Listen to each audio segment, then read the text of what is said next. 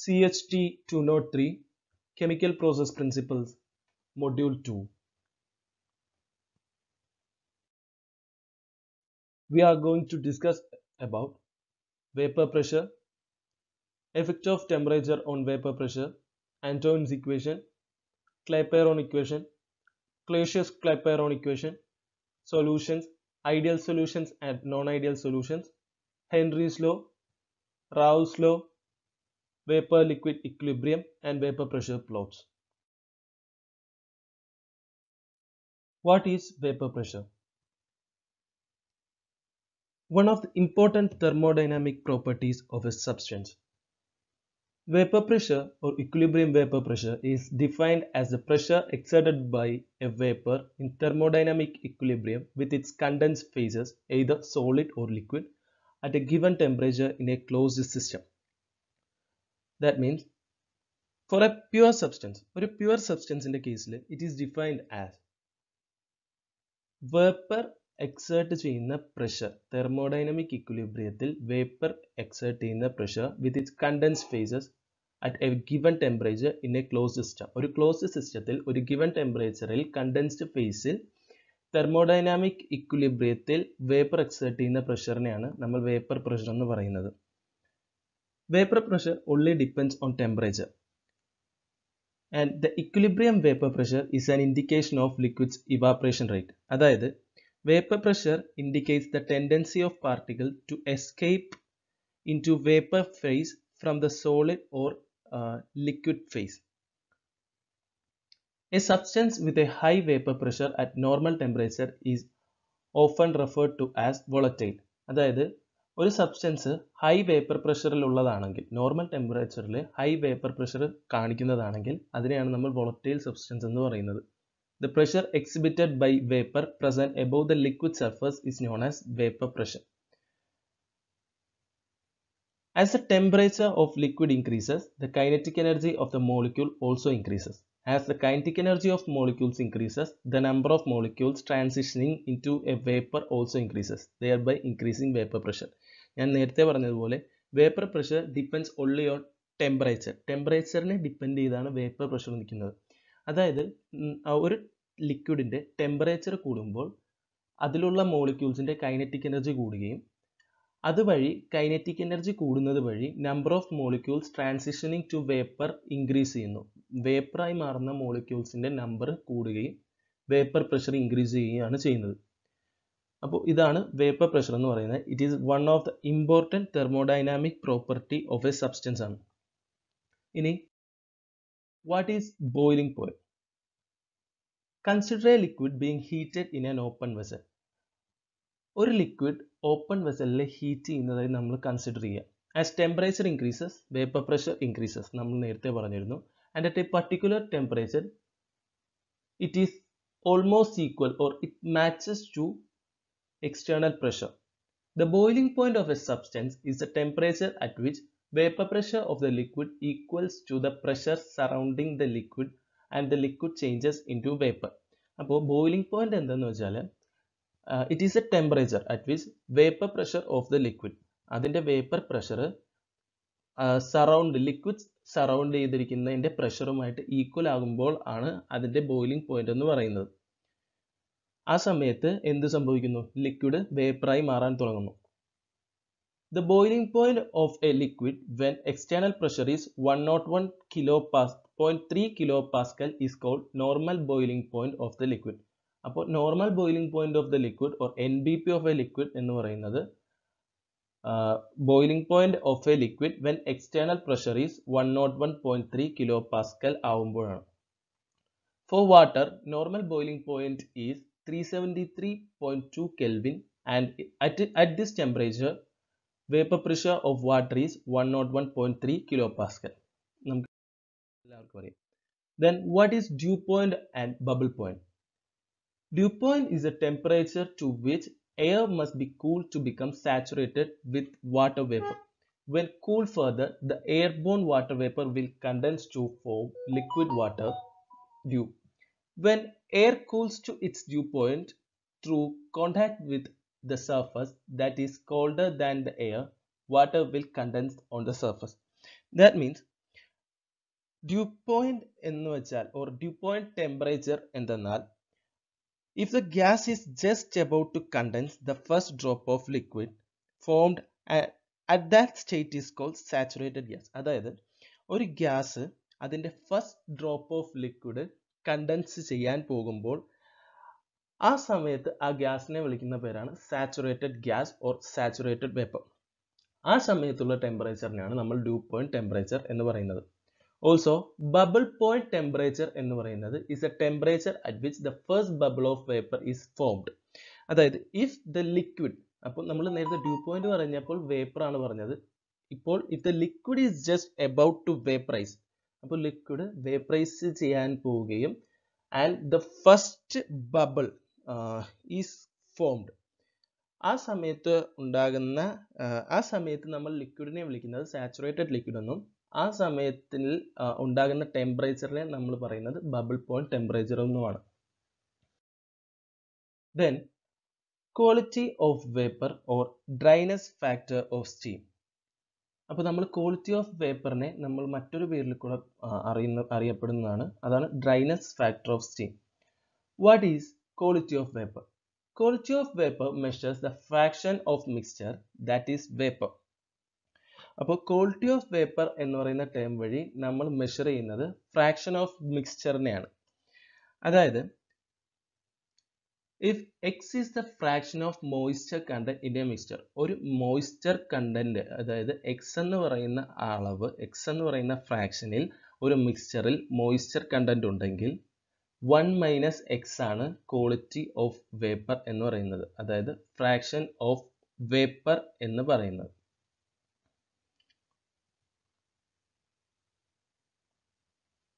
V is equal to x into VL plus 1 minus x into VG. അതാണ് ഇതിൻ്റെ mathematical representation എന്ന് പറയുന്നത്.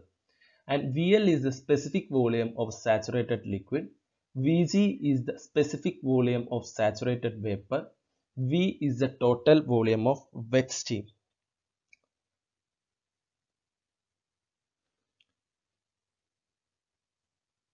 So dryness factor ആണ് നമ്മൾ കണ്ടുപിടിക്കുന്നത്. മോയ്സ്ചർ കണ്ടന്റ് എക്സ് എന്നുണ്ടെങ്കിൽ dryness factor or quality of vapour എന്ന് പറയുന്നത് എന്തായിരിക്കും? 1 മൈനസ് എക്സ് ആയിരിക്കും.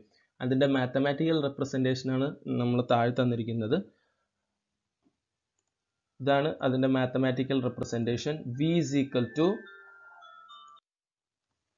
x into VL plus 1 minus x into VG, where VL is the specific volume of saturated liquid, VG is that of saturated vapor, and V is the total volume of wet steam.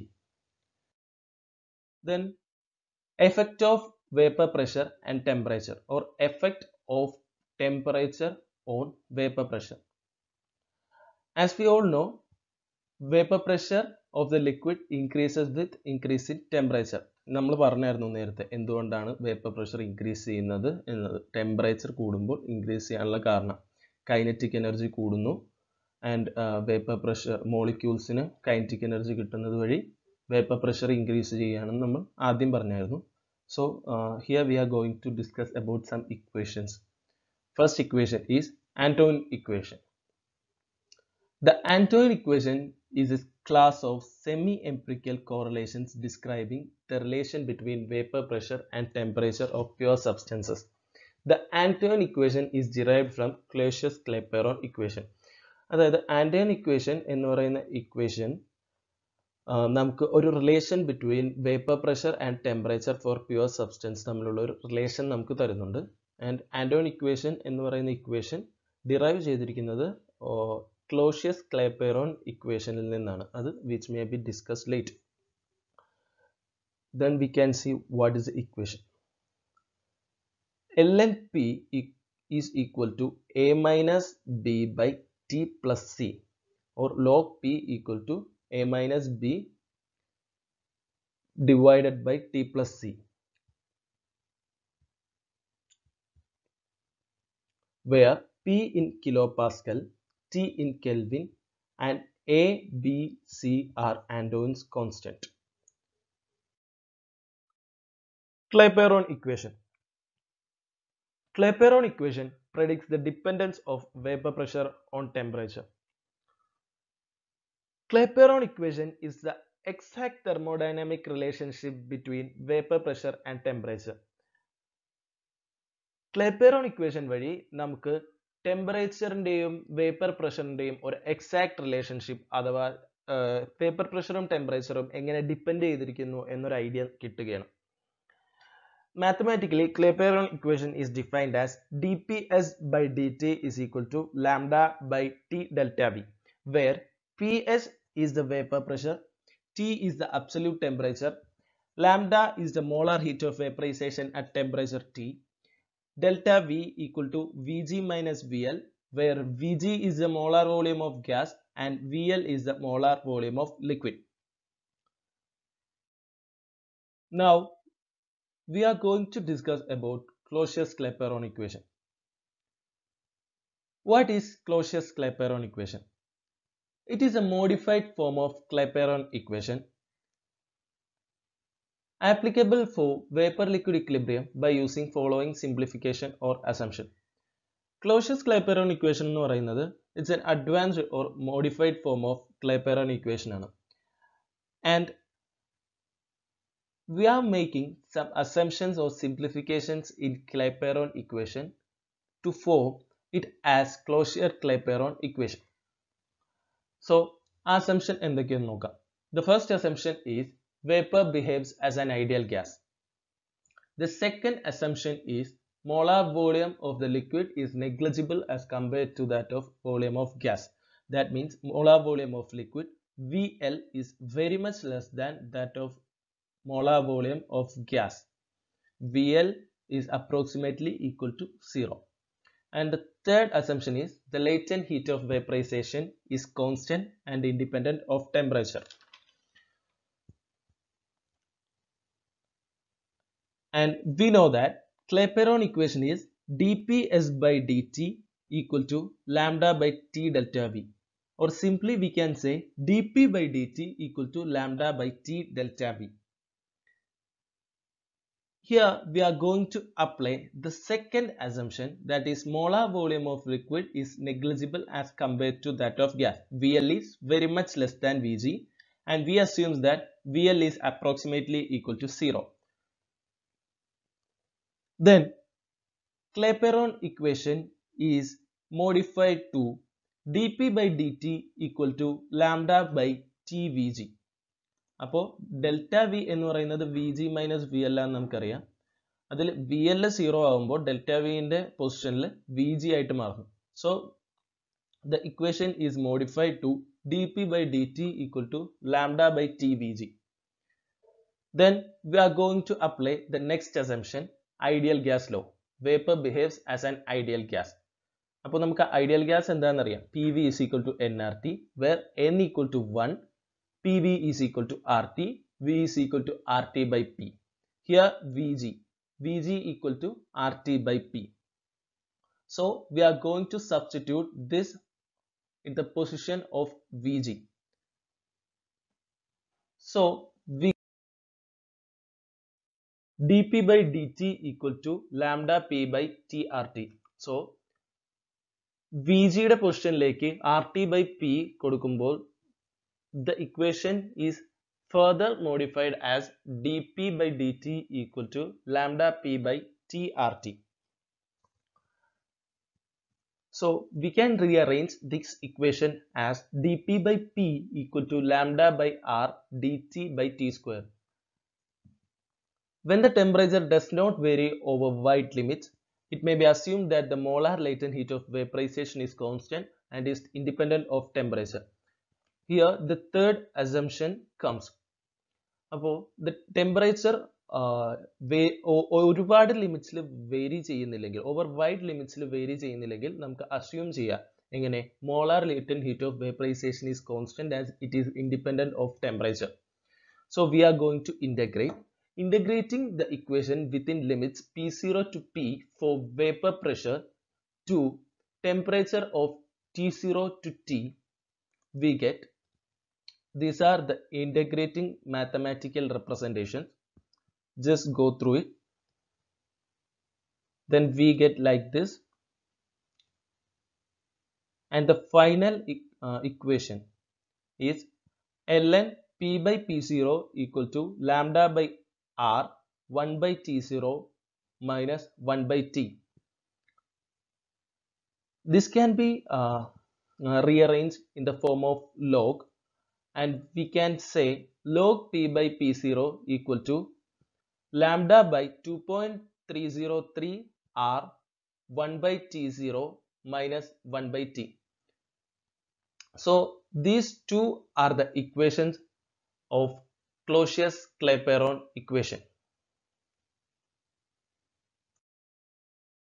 So in the previous slide, we have discussed about Clausius-Clapeyron equation. നമ്മൾ Clausius-Clapeyron equation എന്താണെന്ന് കണ്ടു, അതിന്റെ രണ്ട് equations derive ചെയ്തു. Next, we are going to discuss about ideal solutions. The vapor pressure exerted by the constituents in the solution formed by chemically similar substances with approximately equal intermolecular forces to be directly proportional to the concentration in the solution. Such solutions are called ideal solution. അതായത് chemically similar substances with approximately equal intermolecular force, forces ഉള്ള chemically similar substances ചേർന്ന് form ചെയ്യുന്ന സൊല്യൂഷന്റെ vapour pressure exert ചെയ്യുന്നത് is directly proportional to concentration in the solution ആണെങ്കിൽ ആ രീതിയിലുള്ള സൊല്യൂഷൻസിനെ നമ്മൾ പറയുന്നതാണ് ഐഡിയൽ സൊല്യൂഷൻ എന്നത്. Or simply we can say those solutions which obey Raoult's law is called ideal solution. For a solution to be ideal, it should have following characteristics. ഒരു solution ideal ആണെന്ന് നമ്മൾ പറയണമെങ്കിൽ it should obey some characteristics. The first characteristics is the molecule of constituent should be of similar size, structure and chemical nature. സൊല്യൂഷനിലുള്ള കോൺസ്റ്റിറ്റ്യുവൻസിന്റെ molecules should be of similar size, structure and chemical nature. So the component must be chemically similar ആയിരിക്കണം. And the next characteristic is on mixing the constituents, the average intermolecular forces of attraction and repulsion remains unchanged. അതായത് the average intermolecular forces of attraction and repulsion in the pure state and in the solution are approximately the same order of magnitude. അപ്പോൾ intermolecular force of attraction or repulsion pure stateലും solutionലും unchanged or having the same order of magnitude ആയിരിക്കണം. And the next assumption, next characteristic is during mixing there is neither absorption nor evolution of heat. അതായത് there is no enthalpy change or no temperature change on mixing. The next is the volume of solution varies linearly with composition and the total vapor pressure of the solution varies linearly with composition and is expressed as mole fraction. And the final is all ideal solution must obey Raoult's law. So then we are going to discuss about Raoult's law. A solution which obeys Raoult's law is called ideal solution. നമ്മൾ നേരത്തെ കണ്ടതായിരുന്നു. ഒരു സൊല്യൂഷനെ ideal solution എന്ന് വിളിക്കണമെങ്കിൽ ആ solution ഉറപ്പായും Raoult's law obey ചെയ്തിരിക്കണം. And this law is applicable to liquid-liquid mixture and gas-liquid mixture. Then what is the statement of Raoult's law? Raoult's law states that the equilibrium vapor pressure of a component in a solution is the product of the vapor pressure of the pure component and the mole fraction of the component in the solution. അതായത് the equilibrium vapor pressure of the component in a solution, equilibrium vapor pressure of the component എന്ന് വെച്ചാൽ the partial pressure of the component is the product of vapor pressure of pure component. ഒരു സൊല്യൂഷനിലുള്ള കമ്പോണന്റിന്റെ partial pressure എന്ന് പറയുന്നത് ആ component pure component ആയിരിക്കുമ്പോൾ ഉള്ള അതിന്റെ vapour പ്രഷറിനും ആ കമ്പോണന്റിന്റെ മോൾ ഫ്രാക്ഷന്റെയും പ്രൊഡക്റ്റിന് ഈക്വൽ ആയിരിക്കണം. Consider A binary mixture of A and B, and according to Raoult's law, PA bar equal to PA into XA, where PA bar is the equilibrium vapor pressure of component A. അതായത് നമ്മളൊരു binary mixture എടുക്കുകയാണ് A and B. അപ്പോൾ ഈ binary mixture കൊണ്ട് form ചെയ്യുന്ന ഒരു സൊല്യൂഷനാണ് നമ്മൾ എടുത്തിരിക്കുന്നത്. ഇനി നമ്മൾ പറയുന്നത് അതിൽ ഉള്ള ഒരു കമ്പോണന്റ് എയും ദ നെക്സ്റ്റ് കമ്പോണന്റ് ബിയും ആണ്. അപ്പോൾ നമ്മൾ consider the component A in this binary mixture, and we get, by according to Raoult's law, we get PA bar or partial pressure or equilibrium vapor pressure of component A is the product of vapor pressure of pure component A into mole fraction of component A in the solution. PA bar equal to PA into XA. So vapour pressure or equilibrium vapour pressure or partial പ്രഷറിനെ നമ്മൾ denote ചെയ്യുന്നത് P A bar എന്നും, vapour pressure of pure കമ്പോണന്റിനെ P A എന്നും, mole fraction of component A in the സൊല്യൂഷനെ നമ്മൾ assume ചെയ്യുന്നത് X A എന്നുമാണ്.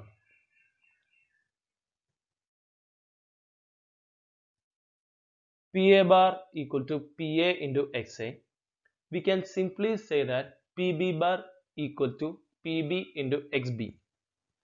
We know that sum of mole fraction is equal to 1. So here നമ്മൾ എടുത്തിരിക്കുന്നത് A binary mixture ആണ്.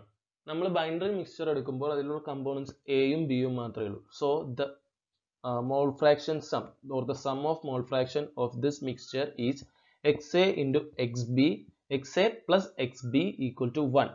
So we can say xb equal to 1 minus xa. So നമുക്ക് കിട്ടും P B bar equal to P B into 1 minus X A. So നമുക്ക് രണ്ട് equation ആണ് കിട്ടിയിട്ടുള്ളത്. P A bar equal to P A into X A and P B bar equal to P B into 1 minus X A. We know that according to Dalton's law, total pressure P T equal to P A bar plus P B bar. അതായത് total pressure is equal to sum of mole fractions of the solution, components of the solution. And substituting these two relations or equations to this equation, then we get PA bar PA into XA and PB bar equal to PB into 1 minus XA. Then PT is equal to PA into XA plus PB into 1 minus XA. Rearranging this equation, we get XA equal to PT minus PB divided by PA minus PB. So we get XA, that is mole fraction of the component A in the solution, liquid. അപ്പോൾ liquid സ്റ്റേറ്റിലായിരിക്കുമ്പോൾ ഉള്ള മോൾ ഫ്രാക്ഷനെയാണ് നമ്മൾ XA എന്ന് പറയുന്നത്. So XA equal to PT minus PB divided by PA minus PB. Next, if YA is the equilibrium vapor composition of A at a temperature. അപ്പോൾ നമ്മൾ നേരത്തെ പറഞ്ഞത് equilibrium liquid composition or mole fraction of the component A at liquid state when it is at in the solution or liquid ആയിരിക്കുമ്പോൾ ഉള്ള സ്റ്റേറ്റിലുള്ള മോൾ ഫ്രാക്ഷനെയാണ്. ഇനി നമ്മൾ പറയുന്നത് equilibrium vapor composition, vapour ആയിരിക്കുമ്പോൾ നമ്മൾ മോൾ ഫ്രാക്ഷൻ എക്സ്പ്രസ് ചെയ്യുന്നത് YA എന്ന ടേമിലാണ്. And YA is the equilibrium vapor composition of A at a temperature. Then we can say PA bar equal to PT into YA. ഇപ്പോൾ നമുക്ക് കിട്ടി equilibrium vapor pressure or partial pressure of A equal to total pressure into equilibrium vapor composition എന്ന് നമുക്ക് കിട്ടി. So by rearranging this equation, we get YA equal to PA bar divided by PT. We know that PA bar equal to PA into XA divided by PT. So we get YA is equal to PA into XA divided by PT. So this is a derivation of Dalton's law. Raoult's law.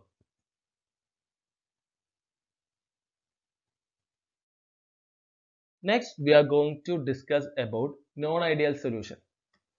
Non-ideal solution which do not obey Raoult's law. അപ്പോൾ Raoult's law obey ചെയ്യാത്ത എല്ലാ സൊല്യൂഷനെയും നമുക്ക് non ideal solution എന്ന് പറയാം.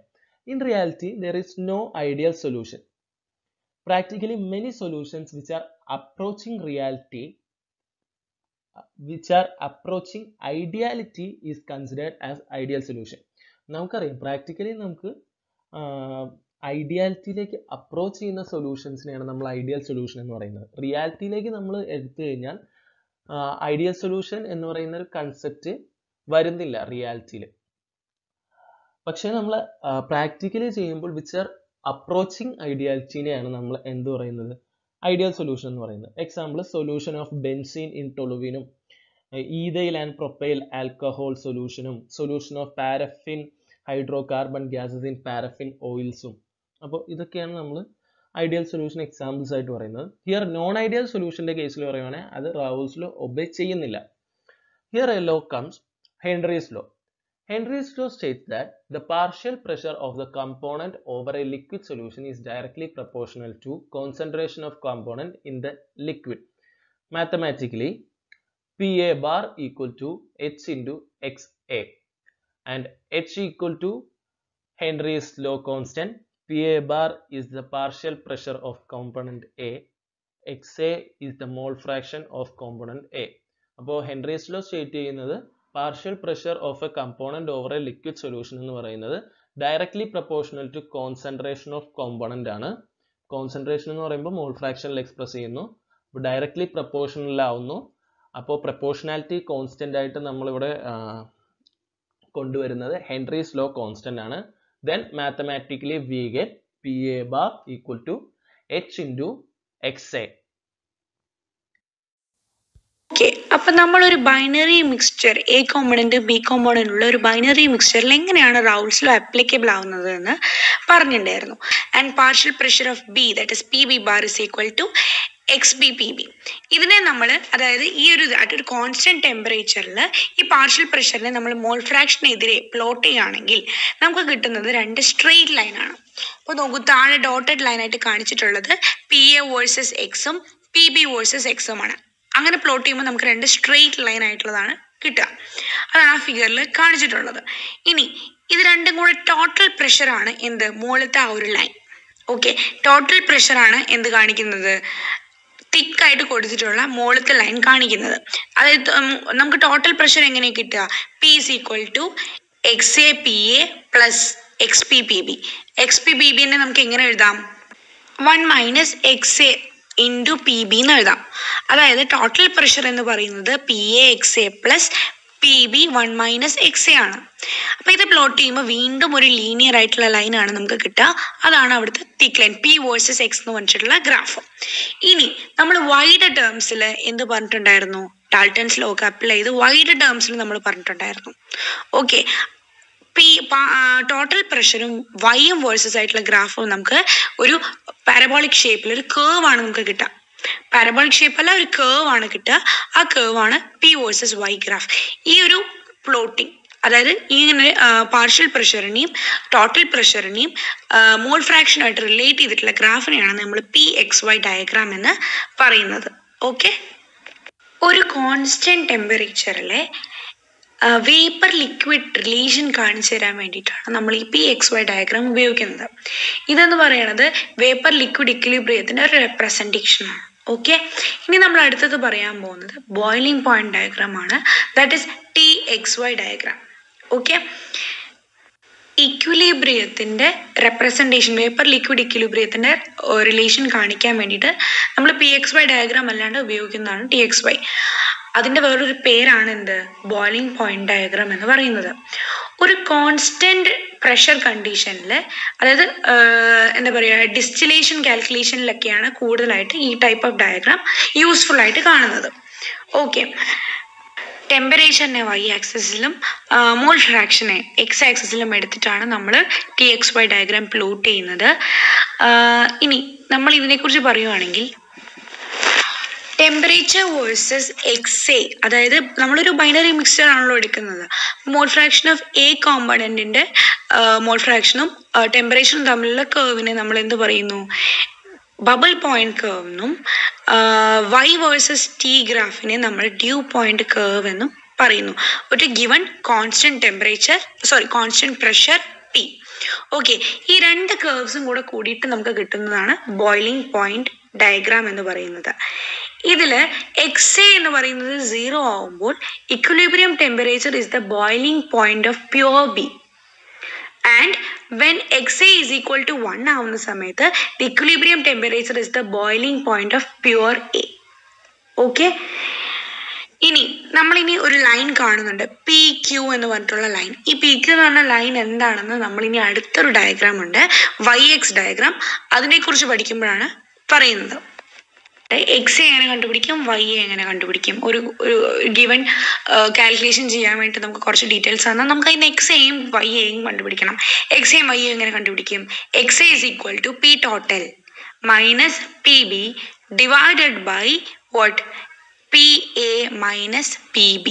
Okay, PA minus PB denominator. Okay, XA is equal to P total minus PB divided by PA minus PB. YA കണ്ടുപിടിക്കാനുള്ള equation എന്താണ്? YA is equal to XAPA divided by P total. രണ്ട് equation ആണ്, വളരെ important ആയിട്ടുള്ള രണ്ട് equations. ഇനി അടുത്ത് നമ്മൾ പഠിക്കാൻ പോണ ഇക്വിലിബ്രിയം ഡയഗ്രാം. ഒരു ഹൊറിസോണ്ടൽ ലൈൻ നമ്മൾ നേരത്തെ ഇത് TXY ഡയഗ്രാമിൽ കണ്ടിരുന്നു അല്ലേ? ആ ഹൊറിസോണ്ടൽ ലൈൻ PQനെയാണ് നമ്മൾ എന്ത് പറയുന്നത്? ടൈ ലൈൻ എന്ന് പറയുന്നത്. ഓക്കെ, എന്താണ്? അതായത് ലിക്വിഡിൻ്റെയും വേപ്പറിൻ്റെയും കോമ്പോസിഷനെ ഒരു സ്പെസിഫിക് ടെമ്പറേച്ചറിൽ ഇക്വിലിബ്രിയത്തിലാവുമ്പോൾ കണക്ട് ചെയ്യുന്ന ലൈനെ നമ്മൾ ടൈ ലൈൻ എന്ന് പറയുന്നു. ഓക്കെ, ഇനി ഈ രണ്ട് ലൈനും എന്താണ്? എക്സിനെയും വൈൻ്റെയും വാല്യൂസിനെയാണ് റെപ്രസെന്റ് ചെയ്യുന്നത്. അതായത് ലിക്വിഡിന്റെ കോമ്പോസിഷനെയും വേപ്പറിന്റെ കോമ്പോസിഷനെയും ഇക്വിലിബ്രിയത്തിലാവുമ്പോൾ എക്സിന്റെയും വൈൻ്റെയും വാല്യൂസിനെയാണ് അത് ഡിപ്പെൻഡ് ചെയ്യുന്നത്. Y ആക്സിസിൽ നമുക്ക് എന്ത് കിട്ടി? വേപ്പർ കോമ്പോസിഷനെയും X ആക്സിസിൽ നമ്മൾ ലിക്വിഡ് കോമ്പോസിഷനെയും എടുത്ത് പ്ലോട്ട് ചെയ്യുകയാണെങ്കിൽ നമുക്ക് അപ്പോൾ കിട്ടുന്നതിനെയാണ് നമ്മൾ എന്ത് പറയുന്നത്? ഇക്വിലിബ്രിയം കർവ് എന്ന് പറയുന്നത്. എന്താണ്? ഇക്വിലിബ്രിയം ഡയഗ്രാം അല്ലെങ്കിൽ ഇക്വിലിബ്രിയം കർവ് എന്ന് പറയുന്നത്. ദാറ്റ് ഈസ് എന്താണെന്ന് വെച്ച് കഴിഞ്ഞാൽ നമ്മളിപ്പോൾ നേരത്തെ പറഞ്ഞല്ലോ, ടൈ ലൈൻ വരച്ച് കഴിഞ്ഞാൽ ഓരോ എക്സിനും വൈക്കും കറസ്പോണ്ടിങ് ആയിട്ടുള്ള എക്സും വൈ നമുക്ക് കിട്ടും. ഇപ്പം എക്സ് ഒരു വാല്യൂ ആണെങ്കിൽ അതിന് കറസ്പോണ്ടിങ് ആയിട്ടുള്ള വൈ നമുക്ക് ടൈ ലൈൻ പാരലൽ ലൈൻസ് വരയ്ക്കുന്ന വഴി കിട്ടും. ഓക്കെ, അതായത് Y ആക്സിസിന് പാരലൽ ആയിട്ട് നമ്മൾ ആ TXY ഡയഗ്രാമിൽ പാരലൽ ആയിട്ട് ലൈൻ വരയ്ക്കുകയാണെങ്കിൽ നമുക്ക് കുറേ ടൈ ലൈൻസ് കിട്ടും. അപ്പോൾ ഓരോന്നിലും കറസ്പോണ്ടിങ് ആയിട്ടുള്ള എക്സിൻ്റെയും വൈൻ്റെയും വാല്യൂ കിട്ടും. അങ്ങനെയുള്ള എക്സിൻ്റെയും വൈൻ്റെയും വാല്യൂവിനെ നമ്മൾ വേറൊരു ഗ്രാഫിൽ പ്ലോട്ട് ചെയ്യുകയാണെങ്കിൽ ഓക്കെ, അപ്പം കിട്ടുന്നതിനെയാണ് നമ്മൾ എന്ത് പറയുന്നത്? ഇക്വിലിബ്രിയം കർവ് എന്ന് പറയുന്നത്. ഓക്കെ, ഇനി നമ്മൾ TXY ഡയഗ്രാമിനെ ആസ്പദമാക്കിക്കൊണ്ട് ഇപ്പം ഞാൻ പറയുമ്പോൾ നിങ്ങൾ TXY ഡയഗ്രാം കയ്യിലെടുത്തിട്ട് നോക്കിയാൽ നിങ്ങൾക്ക് മനസ്സിലാവും എന്താണത്. രണ്ട് കേർവ് ഉണ്ട് നമ്മൾ പറഞ്ഞിട്ടുണ്ടായിരുന്നു അല്ലെ? ബബിൾ പോയിന്റ് കേർവും ഡ്യൂ പോയിന്റ് കേർവും. XA വേഴ്സസ് T ഗ്രാഫിനെ നമ്മൾ ബബിൾ പോയിന്റ് കേർവ് എന്നും YA വേഴ്സസ് Tനെ നമ്മൾ ഡ്യൂ പോയിന്റ് കേർവ് എന്ന് പറയുന്നുണ്ടാവും. അപ്പൊ XA വേഴ്സസ് T ഗ്രാഫിന് താഴത്തേക്ക് നോക്കിക്കഴിഞ്ഞാൽ ലിക്വിഡ് എന്നും YA വേഴ്സസ് T ഗ്രാഫിന്റെ മുകളിലേക്ക് നോക്കിക്കഴിഞ്ഞാൽ വേപ്പർ എന്നും കാണാൻ പറ്റും. അതായത് ആ പെർട്ടിക്കുലർ ടെമ്പറേച്ചറിന് മുകളിൽ പോയാൽ വേപ്പർ സ്റ്റേറ്റിലും ഒരു പർട്ടിക്കുലർ ടെമ്പറേച്ചറിന് താഴെ പോയാൽ ലിക്വിഡ് സ്റ്റേറ്റിലുമായിരിക്കും കാണപ്പെടുന്നത്. ഇൻ ബിറ്റ്വീൻ ആയിട്ടുള്ള ഏരിയയിൽ ഒരു മിക്സ്ചർ ഓഫ് ലിക്വിഡും വേപ്പറുമായിട്ടുള്ള ഒരു സംഭവമാണ് കാണാം. അപ്പോൾ അതായത് ഡ്യൂ പോയിന്റും ബബിൾ പോയിന്റ് എന്ന് പറഞ്ഞ രണ്ട് ടെമ്പറേച്ചറാണ്. ഈ ടെമ്പറേച്ചറിന്റെ റേഞ്ചിൽ ലിക്വിഡിന്റെയും വേപ്പറിന്റെയും ഒരു മിക്സ്ചർ ആയിരിക്കും നമുക്ക് കാണാം. ഓക്കെ, അതായത് ഏത് രണ്ട് ടെമ്പറേച്ചറിന്റെ ഇടയിലാണോ ഒരു ഗിവൺ മിക്സ്ചർ ലിക്വിഡായിട്ടും വേപ്പറായിട്ടും എക്സിസ്റ്റ് ചെയ്യുന്നത് ആ രണ്ട് ടെമ്പറേച്ചറിനെയാണ് നമ്മൾ ബബിൾ പോയിന്റ് ഡ്യൂ പോയിന്റ് എന്ന് പറയാം. ഓക്കെ, ഒരു പർട്ടിക്കുലർ ടെമ്പറേച്ചറിൽ എത്തിക്കഴിഞ്ഞാൽ ലിക്വിഡിൽ ഉണ്ടായിരുന്ന കോമ്പണന്റ് എന്ത് ചെയ്യും? ചെറുതായിട്ട് വേപ്പർ സ്റ്റേജിൽ first drop of vapour form ചെയ്യും. അതിന് നമ്മൾ എന്ത് പറയും? ബബിൾ പോയിന്റ് എന്ന് പറയും. അതേപോലെ തന്നെ നമുക്ക് ഡ്യൂ പോയിന്റ് ഉണ്ട്. എപ്പോഴാണോ ഒരു ഡ്രോപ്പ് കണ്ടൻസ് ചെയ്യാൻ സ്റ്റാർട്ട് ചെയ്യുന്നതിന് നമ്മൾ ഡ്യൂ പോയിന്റ് ടെമ്പറേച്ചർ എന്നും പറയും. ഇനി നമുക്ക് രണ്ട് ടൈപ്പ് ഓഫ് തെർമോമീറ്റർ ഉണ്ട് അല്ലേ? ഓർഡിനറി തെർമോമീറ്റർ ഉണ്ട്, വെറ്റ് ബൾബ് തെർമോമീറ്റർ ഉണ്ട്. Wet bulb thermometer humidity measure ചെയ്യാൻ വേണ്ടിയിട്ടാണ് ഉപയോഗിക്കുന്നത്. നമ്മൾ ഓർഡിനറി തെർമോമീറ്ററിൽ കാണുന്ന ടെമ്പറേച്ചർ ഇൻഡിക്കേറ്റ് ചെയ്യുന്ന ടെമ്പറേച്ചർ നമ്മൾ ഡ്രൈ ബൾബ് ടെമ്പറേച്ചർ എന്ന് പറയും. അതേസമയം ഒരു വെറ്റ് ബൾബ് തെർമോമീറ്റർ മെഷർ ചെയ്യുന്ന ടെമ്പറേച്ചറിനെ നമ്മൾ എന്ത് പറയും? വെറ്റ് ബൾബ് ടെമ്പറേച്ചർ എന്ന് പറയും. മോയ്സ്റ്റൻഡ് തെർമോമീറ്റർ ബൾബാണ് എന്ത്? വെറ്റ് ബൾബ് തെർമോമീറ്റർ എന്ന് പറയുന്നത്. അതിൽ കാണിക്കുന്ന വെറ്റ് ബൾബ് ടെമ്പറേച്ചർ എന്നാണ് പറയുന്നത്. ഓക്കെ.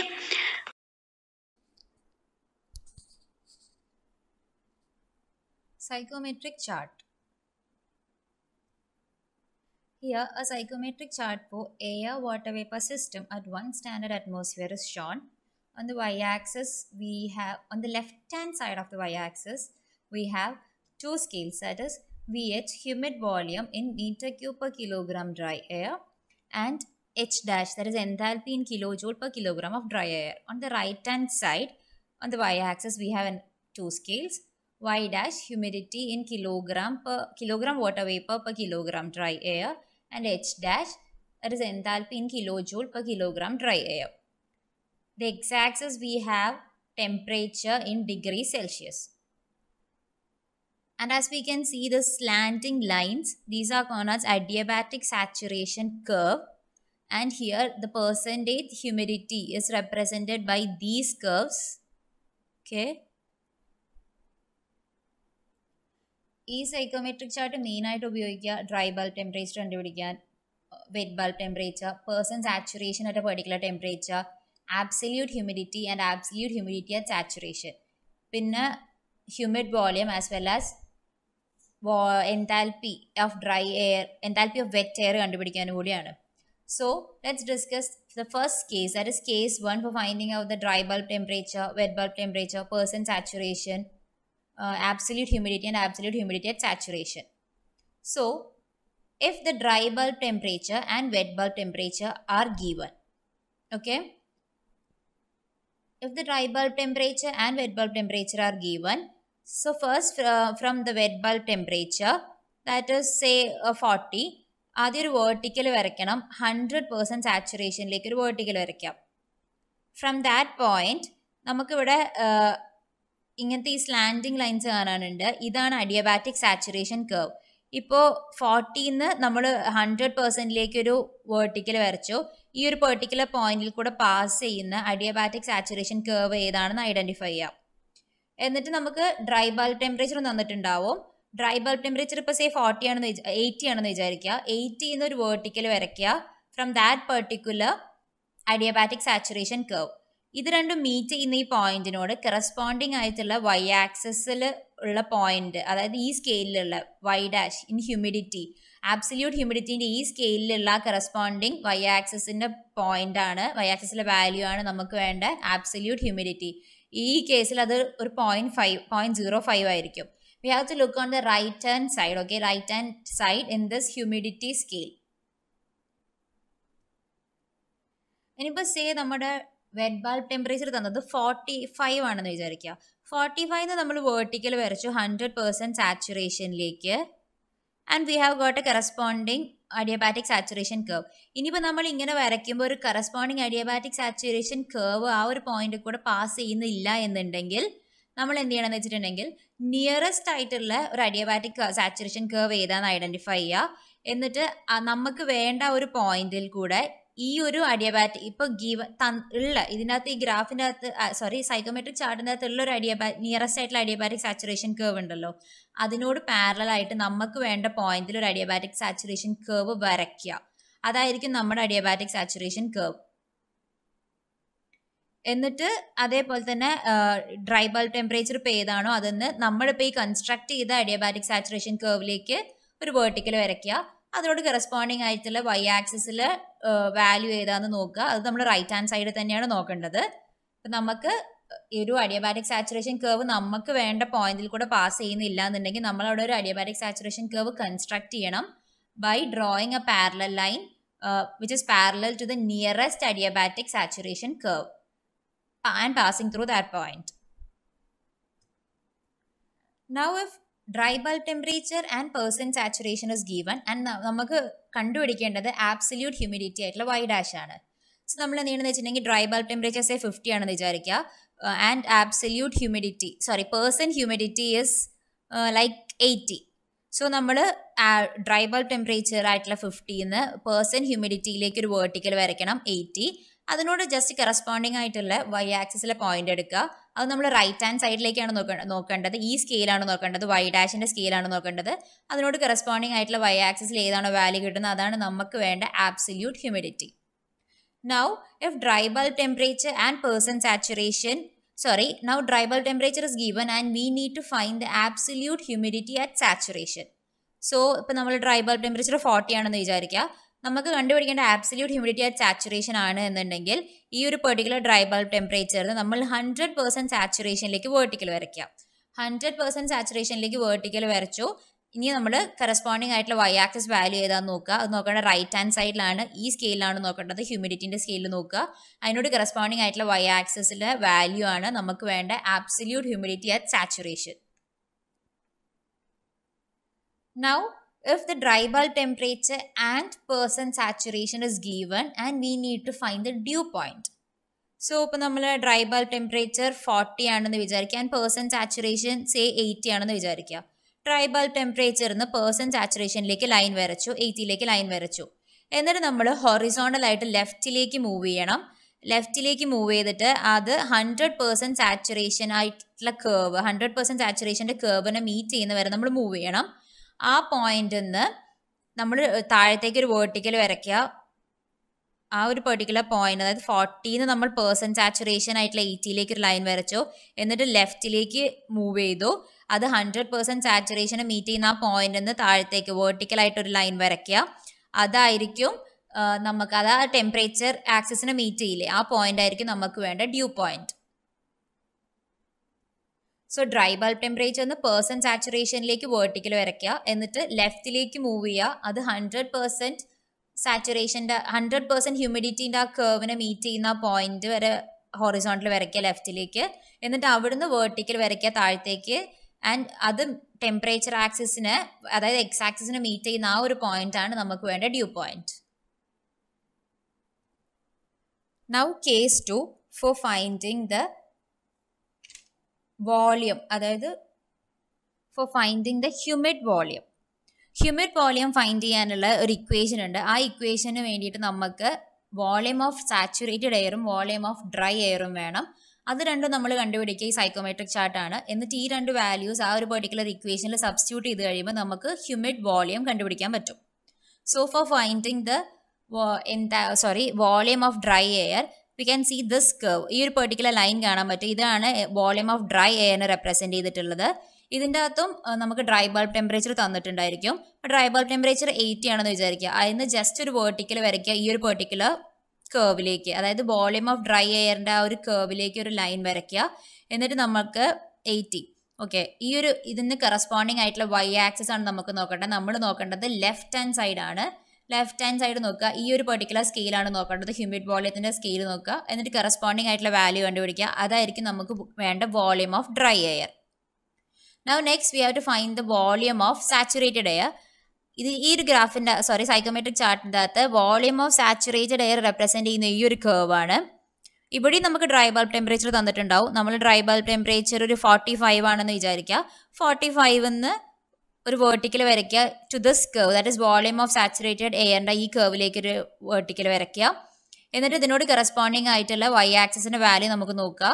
നമ്മൾ നോക്കേണ്ടത് ഈ ഒരു സ്കെയിലാണ്, ഹ്യൂമിഡ് വോളിയത്തിൻ്റെ സ്കെയിലാണ് നോക്കേണ്ടത്.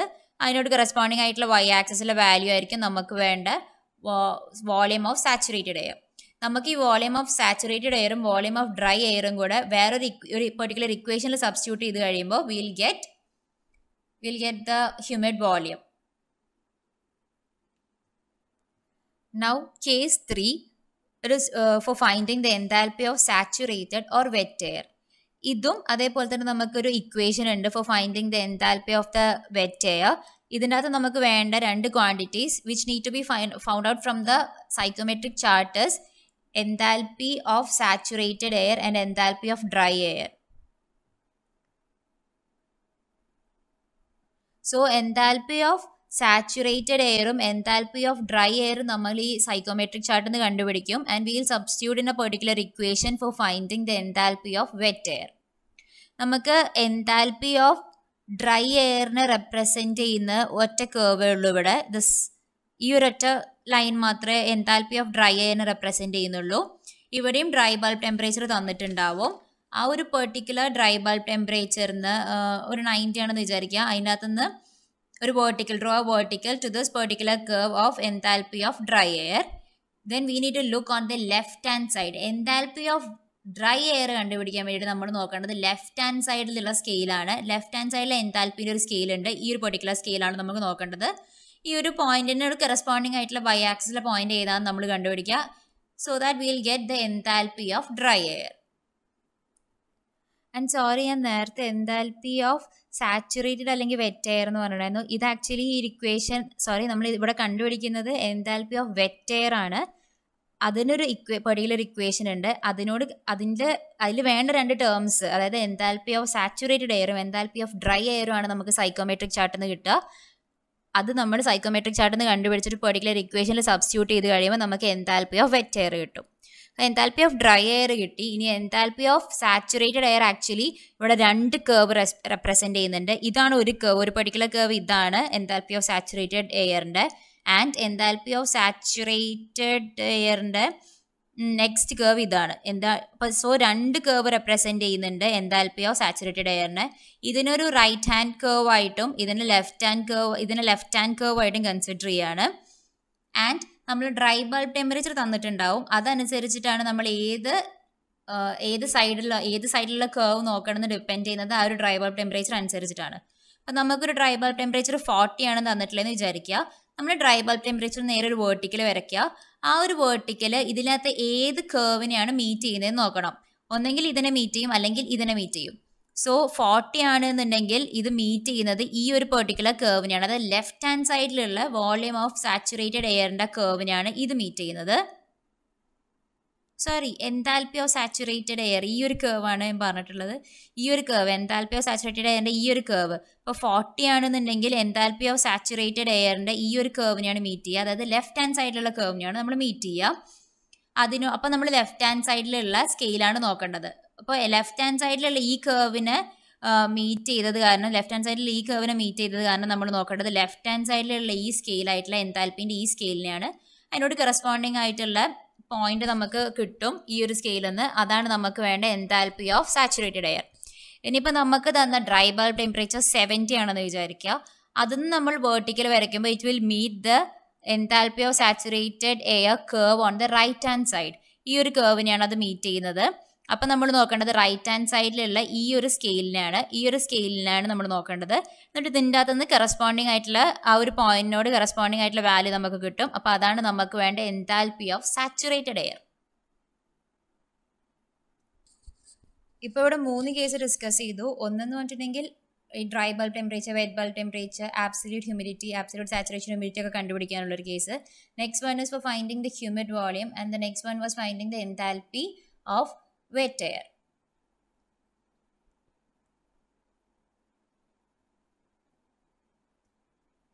Now the equation for finding the enthalpy of wet air is enthalpy of wet air is equal to enthalpy of dry air plus % saturation by 100 into enthalpy of saturated air minus enthalpy of dry air. ഈ enthalpy of saturated airഉം enthalpy of dry airഉം we'll get it from the psychometric chart. എന്നിട്ട് ആ value അത് ഇവിടെ substitute ചെയ്ത് കഴിയുമ്പോൾ we'll get the enthalpy of wet air. Now the next one is for finding out the humid volume. Humid volume equal to volume of dry air plus % saturation by 100 into volume of saturated air minus volume of dry air. ഇതിൻ്റെ അകത്ത് volume of saturated എയറും volume of dry എയറും will get it from the psychometric chart. ആ 2 വാല്യൂസും ഇവിടെ substitute ചെയ്യുമ്പോൾ will get the humid volume.